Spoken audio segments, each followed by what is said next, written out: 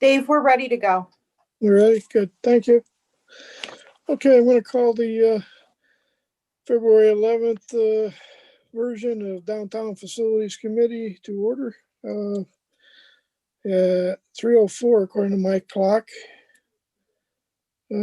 Changes to the agenda. Anybody have anything? Okay, I have nothing. Minutes approval. Need a motion for January 14th minutes. Rich, to have a second. Mike, thank you.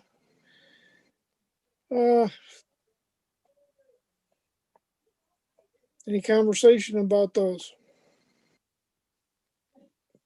They were pretty. They were okay, pretty short. Okay, seeing none, I guess I'll have a vote. So all in favor, please. Deborah? Yes. Rich? Yes. Mike? Yes. Leslin? Yes. I think that's everybody, right?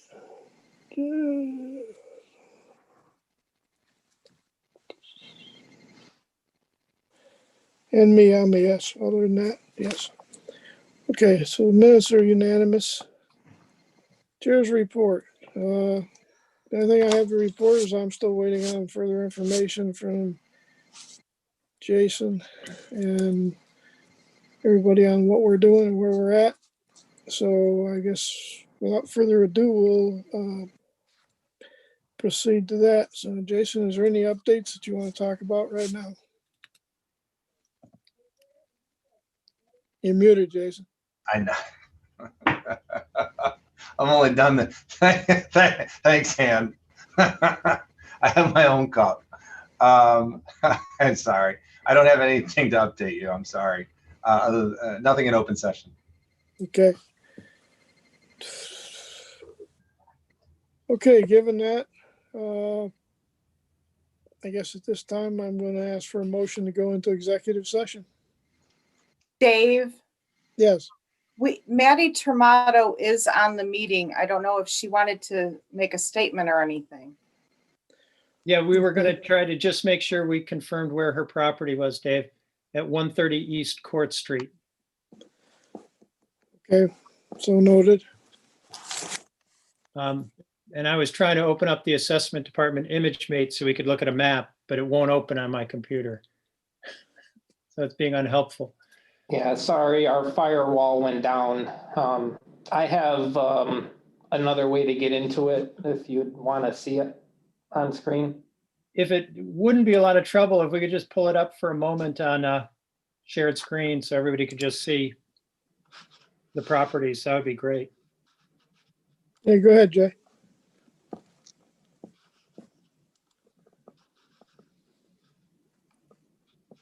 So here would be the site of, this is the red building. There's the orthodontist building right here. And I believe these would be the two properties on Court Street. The two white, here's the synagogue on the corner. Mm-hmm. Anybody have questions about that? Okay. Yes, Dave. Okay, Mike, go ahead. The letter that we received from the residents there were a couple of issues that had to do with our maintenance of our property. And I think Jason was going to ask Gorell to, or his crew, to take a look at that. I wondered if anything happened with getting those issues resolved. I know they did address some of the issues in that letter. You know, I don't remember all of them off the top of my head, Mike. Well, there was a tree and poison ivy and something else, I believe. I don't have it in front of me.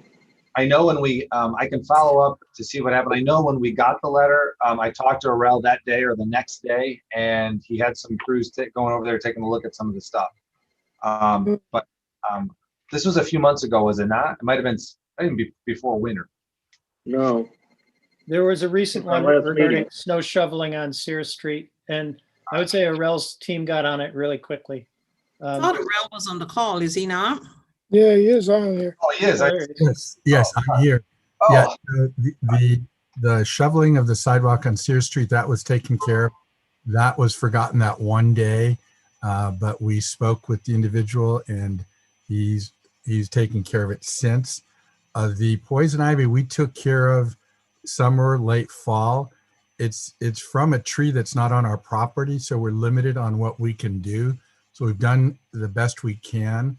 As far as else, they were indicating either trash or leaves or other things were being left alongside their fence line. That's actually from a neighbor on Sears Street that's doing that. However, we've removed that, but it's not, we're not the ones creating the trash and other leaves and branches that are being left there. But we did remove what was left there, according to, what was on that letter from the neighbor. Rel, did we address that with the resident that's actually making the problem? That I don't know. Okay. Probably not, because we know that we're not the ones that have put it there, but it's one of my maintenance workers said that they've noticed that an individual on Sears Street has put it there, but I doubt that we would approach that neighbor directly. I think we just took care of it and we haven't seen it recur since. Okay. Dave, if I could just mention in the chat function, Maddie Tramato is indicating the tree, I think she's talking about the one with the poison ivy, is not on her property. Right. Is it on somebody else's property, Orel?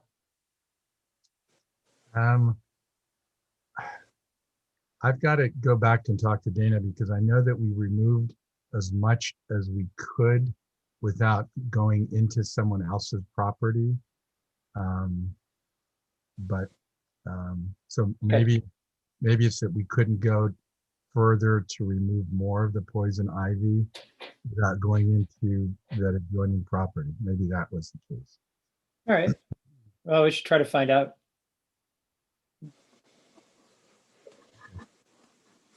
Okay, I got the overlay on there for the property lines.